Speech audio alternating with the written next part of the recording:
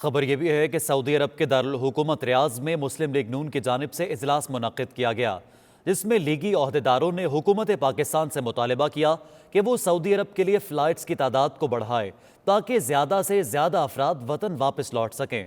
تفصیلات کے لیے عمیر علی کی رپورٹ دیکھیے۔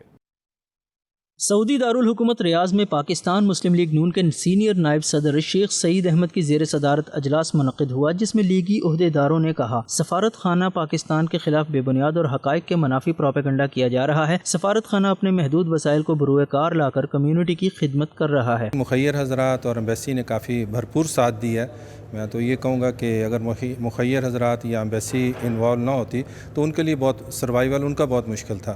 تو الحمدللہ میں تو مطمئن ہوں ایمبیسی کے رول سے اور اپنے جو ہماری کمیونٹی کے جو مخیر حضرات تھے۔ بہت سارا سعودی عربیہ میں پاکستان ایمبیسی کے خلاف بہت ساری سازشیں ہو رہی ہیں اور جن کی کوئی بنیاد نہیں ہے۔ ایمبیسی ماشاءاللہ بڑا اچھا کام کر رہی ہے۔ جن لوگوں کو ایمبیسی فوڈ پہنچا سکتی ہے پہنچایا، ٹکٹوں کے حوالے سے بڑا اچھا کام کر رہی ہے۔